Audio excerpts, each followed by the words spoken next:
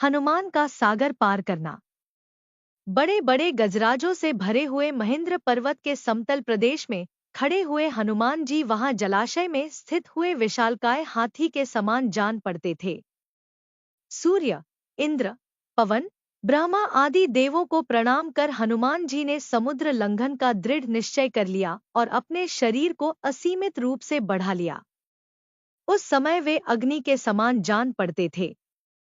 उन्होंने अपने साथी वानरों से कहा, हे मित्रों, जैसे श्री रामचंद्र जी का छोड़ा हुआ बाण वायुवेग से चलता है, वैसे ही तीव्र गति से मैं लंका में जाऊंगा और वहां पहुंचकर सीता जी की खोज करूंगा। यदि वहां भी उनका पता न चला तो रावण को बांधकर रामचंद्र जी के चरणों में लाकर पटक दूंगा।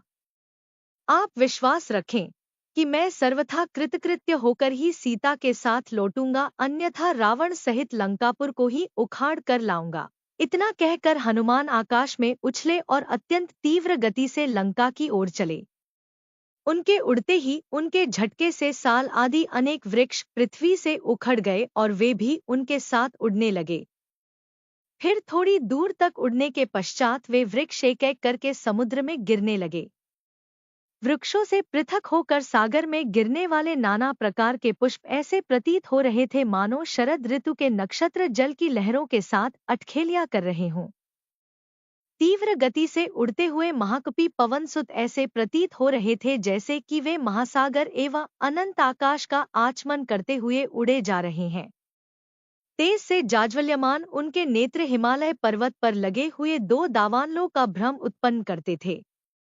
कुछ दर्शकों को ऐसा लग रहा था कि आकाश में तेजस्वी सूर्य और चंद्र दोनों एक साथ जलनिधि को प्रकाशित कर रहे हों। उनका लाल कटी प्रदेश पर्वत के वक्षस्थल पर किसी गेरू के खान का भ्रम पैदा कर रहा था। हनुमान के बगल से जो तेज आंधी भारी स्वर करती हुई निकली थी वह घनघोर वर्षाकाल की मेघों की गर्जना सी प्रतीत होती थी। आकाश में उड़ते हुए उनके विशाल शरीर का प्रतिबिंब समुद्र पर पड़ता था तो वह उसकी लहरों के साथ मिलकर ऐसा भ्रम उत्पन्न करता था जैसे सागर के वक्ष पर कोई नौका तैरती चली जा रही हो। इस प्रकार हनुमान निरंतर आकाश मार्ग से लंका की ओर बढ़े जा रहे थे। हनुमान के अद्भुत बल और पराक्रम की परीक्षा करने के लिए देवता, गंधर्व, सिद्ध और महर्षियों ने नागमाता सुरसा के पास जाकर कहा, हे नागमाता, तुम जाकर वायुपुत्र हनुमान की यात्रा में विघ्न डालकर उनकी परीक्षा लो कि वे लंका में जाकर रामचंद्र का कार्य सफलता पूर्वक कर पाएंगे या नहीं। ऋषियों के मर्म को समझकर सुरसा विशालकाय राक्षसनी का रूप धारण करके समुद्र के मध्य में जाकर खड़ी हो गई और उसने अपने रूप को अत्यंत विकृत बना लिया। हनुमान को अपने सम्मुख पाकर वह बोली, आज मैं तुम्हें अपना आहार बनाकर अपनी क्षुधा को शांत करूंगी। मैं चाहती हूँ तुम स्वयं मेरे मुख में प्रवेश करो ताकि मुझे तुम्हें खाने के लिए प्रयत्न न करना पड़े। सुरसा के शब्दों को सुनकर हनुमान बोले, तुम्हारी इच्छा पूरी करने में मुझे कोई आपत्ति नहीं है, किंतु इस समय मैं अयोध्या के राजकुमार रामचंद्र जी के कार्य से जा रहा हूँ। उनकी पत्नी को रावण चुराकर लंका ले गया है।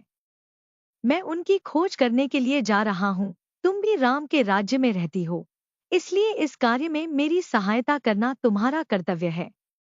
लंका से मैं जब अपना कार्य सिद्ध करके लौटूंगा तब अवश्य तुम्हारे मुख में प्रवेश करूंगा, यह मैं तुम्हें वचन देता हूँ। हनुमान की प्रतिज्ञा पर ध्यान न देते हुए सुरसा बोली, जब तक तुम मेरे मुख में प्रवेश न करोगे मैं तुम्हारे मार्ग से नहीं हटूंगी।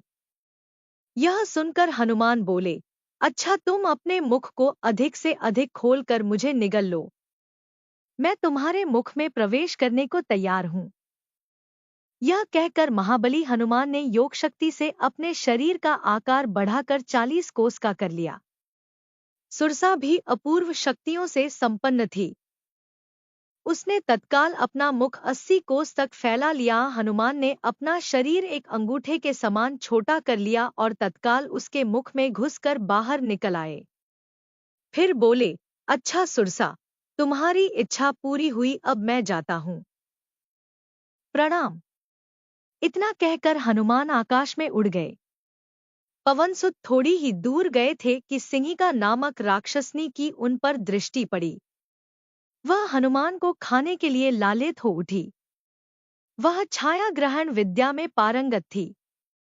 जिस किसी प्राणी की छाया पकड़ लेती थी, वह उसके बंधन में बंधा चला आता था।